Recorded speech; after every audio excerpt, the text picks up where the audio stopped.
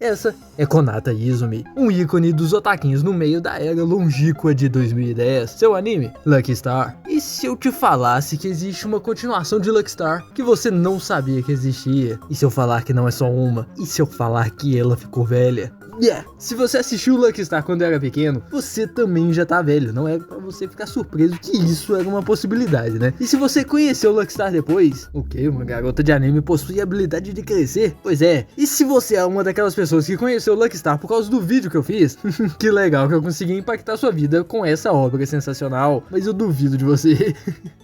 Só que, sim, como assim Lucky Star teve uma continuação? Bom, quando tu para pra pensar naquela época de Lucky Star, era bem raro o pessoal pular pro mango depois do anime, né? Muita gente nem sabia do conceito de que muitas obras eram mango primeiro e anime segundo, mas enfim, naturalmente, a maioria das pessoas que gostam de Lucky Star só ficam ali na superfície do anime, ou no máximo, dos incontáveis memes que foram gerados na época. E se você conheceu Lucky Star depois dos anos 2010 ali, você não tem ideia do que você perdeu. Bons anos, não, você não viu nada aqui não. Mas enfim, debaixo de toda a fachada ali, que é ícone da cultura otaku, que na época vinha se emergindo e virando mainstream aos poucos, tem vários spin-offs que muita gente não faz nem ideia da sua existência. E como Lucky Star tem uma história focada em ser meta, nesses spin-offs rolou algo muito bacana por trás de tudo, que é uma coisa que encaixa perfeitamente com toda a ideia da história, e é algo que só faria sentido aqui com Lucky Star. E não é bait, uma das histórias é sim o futuro das garotas e um pouco da vida adulta delas. Mas calma, tu tá muito apressado, tipo a Kadokawa em Mia aos anos 2010. A gente esbarrou nisso no vídeo que eu falei sobre Lucky Star anteriormente, mas a garota de cabelo azul sequelada e viciada em joguinhos de RPG e suas amigas que definiram gêneros se tornaram uma febre muito rápido com a adaptação da Kyoto Animation. É como se tivesse explodido na comunidade emergente de otakus na época, o mundo dos otakus em si. E como eu disse lá naquele vídeo, você só era fã de anime mesmo se você já tinha passado pelo ritual de prova assistindo um anime completamente normal de garotas indo pra escola. E como empresa nenhuma é boba com esse ouro na mão, elas fizeram coisas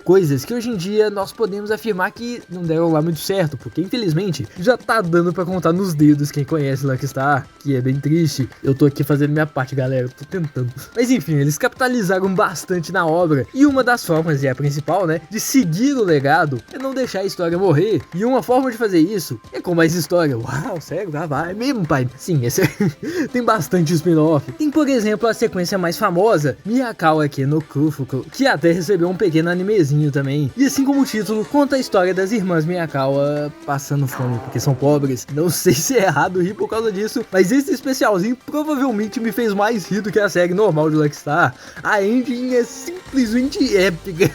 Um especialzinho desse não tinha negócio nenhum de ser tão bom assim. A animação é uma versão melhorada do anime principal da KyoAni, e nem parece que foi algo de 2013. Tudo é mais fluido, ainda mais vivo, e as cenas de paisagem são simplesmente lindas, a ponto que dá pra tu pôr todas de plano de fundo. Sério, se tu for consumir só uma das obras que eu falar nesse vídeo, com certeza assista essa, é muito daorinha, e é bem rapidinho também, mesmo que talvez você nem lembre quem são esses personagens, mas eu tenho certeza que uma Megane Echo é o suficiente pra te fazer ir lá assistir, né? E tem um mango também, se você quiser, e caso você não tenha reconhecido, ela é a moça que trabalha na loja de mango da história principal, caso você esteja na dúvida. A mesma loja do Anime Tenchou, que também tem uma história insana por trás que envolve até Hideaki Anno de Evangelion. Mas enfim, esse vídeo não é pra isso. Também tem outro spin-off que chama Pocket Travelers, uma historinha que sai um pouco da ideia de normal, porque basicamente elas incorrem ok? E tem que passar por aventuras até finalmente descobrirem como voltar ao normal. É uma gracinha que só, e é muito bem desenhado. Com o poder do Slice of Life, até alguém sendo transformado em action figure é surpreendentemente normal e divertidinho. Principalmente quando temos a Konata aqui quase cagando e andando pelo que tá acontecendo, e quase que literalmente cometendo atos de furto à luz do dia. É uma lida bem rápida que foi serializada na revista Compace em meados de 2008, sendo uma pequena fuga do formato de Yonkoma da história original. É bem puro e leve assim, quase presenciamos a morte horrível da Konata 2 vezes, mas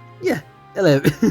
O seu coração fica no desespero da Kagami mesmo. Mas de qualquer forma, vale bastante a pena o detour de um plot meio mágico, porque, né, ter uma broca de moe furando na sua cabeça por 7 capítulos não faz mal pra ninguém. E por não ter sido publicado em nenhum momento fora do Japão, é um extra bem obscuro na comunidade em geral. Agora, um que é um pouco mais conhecido, não tanto quanto o especial da Miyakawa, claro, e bem maior do que Pocket Travelers, é o spin-off com o conceito mais interessante, Comic à la carte, ou algo assim, eu não falo francês. Mas por que eu digo que é tão interessante assim? Esse spin-off, ele consiste não de uma história contínua igual aos outros, e sim de uma compilação de pequenas histórias que duram cada uma um capítulo apenas. E é aí que tá a coisa que encaixa perfeitamente com a ideia de Lucky Star, que assim, apesar de ter sido supervisionado pelo autor original Kagami Sensei, a la carte não é feita por ele. Tá, mas isso é normal.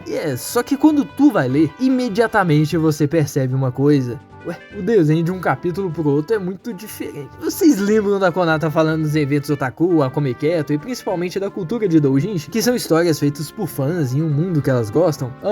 Cada historinha de Alacarte, cada capítulo é feito por um autor diferente. É como se tivessem dado o sinal verde para vários autores fazerem seus próprios contos no mundo de Lucky Star e tê-los sendo publicado de uma forma semi-oficial no modelo de spin-off. O quão único que é isso, né? O quão perfeito é esse encaixe de uma ideia com a obra em si, né? É uma parada assim tão específica que isso é tão foda, porque a história de Lucky Star fala com a comunidade na mesma nota que os fãs consomem ela. Que doideira, né? Imagina ter sua história meio que oficializada pelo próprio autor de uma obra que você gosta. Deve ser uma emoção que não deve ter preço. Mas falando da série à la carte em si, por causa desse modelo inusitado, a qualidade de uma história pra outra varia bastante. Tem umas histórias que tem desenhos sensacionais, mas uma história meio chupinga. Outras que a história é da hora, mas o desenho deixa a desejar. Mas tem algumas que são densas, viu? Que ninguém precisava nem ver, mas enfim. A Konata e a Tsukasa discutindo sobre aura mais de 15 anos antes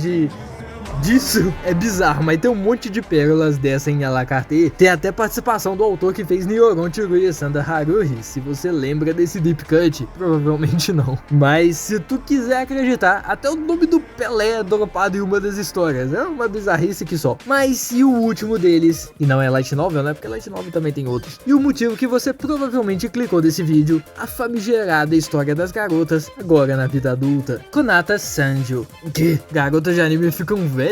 Você fez essa piada não faz nem 5 minutos atrás, pai. Porra, fica quieto. Foram 7 minutos atrás. Abaixa a cabeça aí que tá na hora triste do vídeo.